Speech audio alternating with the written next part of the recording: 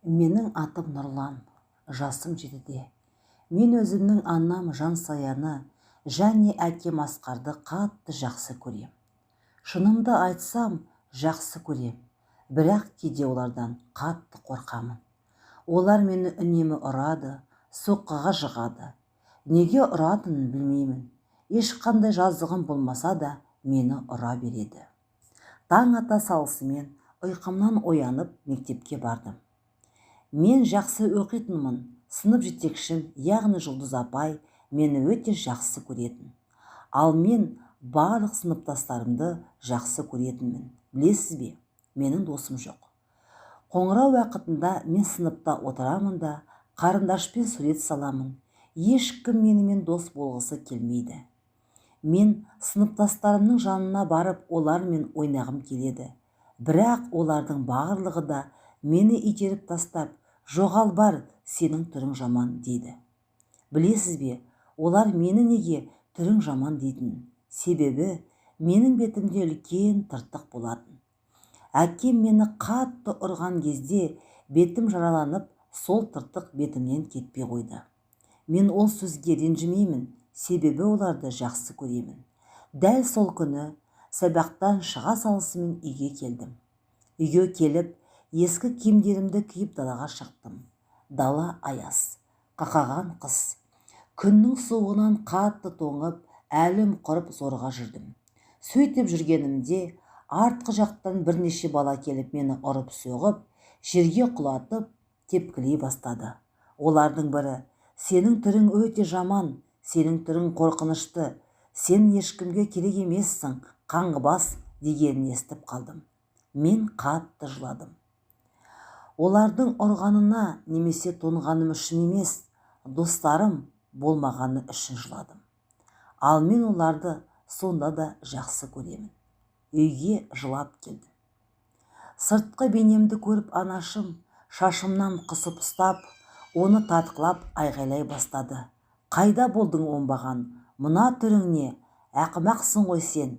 Тамақ ішемін деп ойлама, бөлмеңе жоғал. Мен үндемей, өз бөлмеме барып тыныш отырдым. Мен таяқ жеп үйреніп қалдым. Үсті басым ылғал болып, қарным ашып отырып, сол жерде ұйықтап кетіппін. Осы жағдайлардан соң сабағым да нашарлап кетті. Түк түсінбейтінмін. Бұл үшін әкем мені талай ұратын еді. Бір күні ол менің алақанымды балғамен ұрды. Ауыр соққыдан бармақтарым қимылдамайтын болды. Сыныптастарым одан да бетер мазақ ететін болды. Күндер өтіп жатты. Бір күні менің жүрегім қатты шаншып, ауырып қалды. Әкем мен анам сол баяғыша ештеңе істемеді. Түнде де қалайтынымды білесіз бе? Жүрегім ауырмағанын қалап жылайтынмын. Бірақ бұл жайлы әкем мен анама ештеңе демейтінмін. Олардың басын ауыртқым келмейтін. Бір күні мектепте менің арманым тақырыбына арнайы сурет салу керек болды. Бәрі машина, ракета және қуыршақтар салып жатты. Ал мен олай емес. Себебі маған керегі олар емес болатын. Маған керегі қамқор әке, мейірімді ана. Мен тату-тәтті отбасын қағаз бетіне бейнеледім. Әкем мен анам және қуанып теннис ойнап жүрген кішкентай балақай. Мен ол суретті салып жатып, үнсіз жылап отырдым. Себебі бұл менің орындалмас арманым. Салынған суретті бүкіл сыныпқа көрсеткенде барлығы мені мазақтап күлкі қылды. Мен тақта алдында тұрып, суретімді барлығына көрсетіп, менің арманым, ол менің отбасым деп едім, барлығы күле бастады. Ал мен ештеңе деместен, көзімнен жасымды сырғытып, үнсіз ғана тұрдым. Өтінемін, күлмеңіздерші, бұл менің арманым ғой. Мені әкем мен анам үнемі ұрады, жақсы көрмейді. Мазақ етпеңіздерші, өтінемін. Мені де анам еркелеткенін, бетімнен сүйіп, жылы сөздер айтқанын қалаймын. Күнде сабақтан соң мектеп бір бұрышында тұрып, сіздерді, ата-аналарыңыз алып бара жатқанын көріп қатты қызығамын. Ал мен ешкімге керек емеспін. Мен оны жақсы білемін дедім де қатты жылап жібердім. Бармақтарым жасамайды, түрім әдемі емес, киімдерімде ескі құсқы. Бірақ менің кінәм не? Мен өз ата-анамды қатты жақсы көремін және оларды ренжіткім келмейді. Өтінемін, ең болмаса сендер мені түсініңіздерші. Сынып жетекшім де жылап жіберді. Көбісі мені түсінгенде болды, бірақ мазақтауын тоқтатар емес. Бір күні орыс тілі сабағынан 2 алдым. Үйге баруға қатты қорықтым. Себебі анам ренжитін еді. Бірақ басқа барар жерім жоқ қой. Үйге бардым. Анам 2 алғанымды біліп қойды. Ол менің ауыратын бармақтарымнан тартып, жерге сүйреп құлатты. Басым үстелге қатты тиді. Басым қатты ауырып, ештеңе деместен жата қалдым.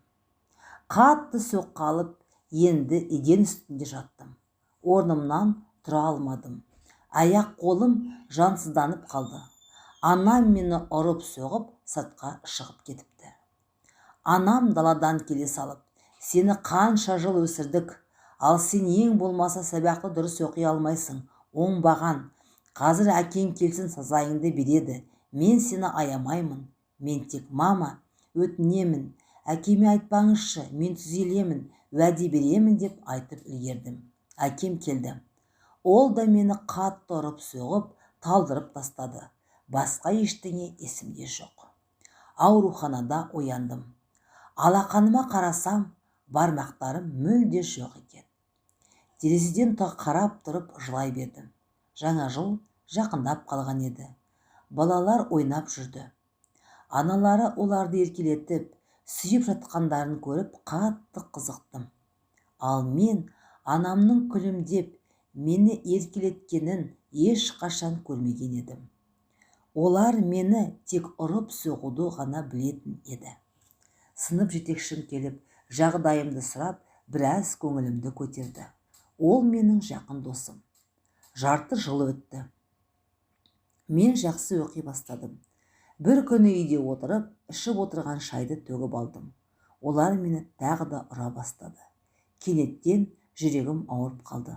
Мама, жүрегім ауырып жатыр дедім. Олар мән беретін емес. Тағы да ауруханаға жатып қалдым. Ата-анам мүлде хабар алмайтын болды. Мен оларды күтетінмін. Олар менен бас тартты. Ал мен оларды әлі де сүйемін, жақсы көремін. Нұрлан есімді балақай ауыр травмадан көз жұмды. Оның қолында аяқталмаған осындай мәтінді хат тұрған еді. Маматай, әкетай, осындай болғаным үшін кешіріңдерші. Түрім жаман болғаны үшін, ақмақ болмағаным үшін, мені сүймегендерің үшін кешіріңдерші, өтініш сұраймын. Мен сендерді ренжіткім келмейді. Менің бар тілегім анамды құшақтап, оны жақсы көретінімді айтқым келетін еді. Әке, мен сені де жақсы көремін. Қанша ұрсаң да сені жақсы көре беремін. Сенімен футбол, баскетбол ойнағым келетін еді. Қыдырып жүруді қалайтынмын. Кінәлі екеніңді білемін. Мен сендерді қатты сүйемін, деп бала өзінің соңғы хатын қалдырған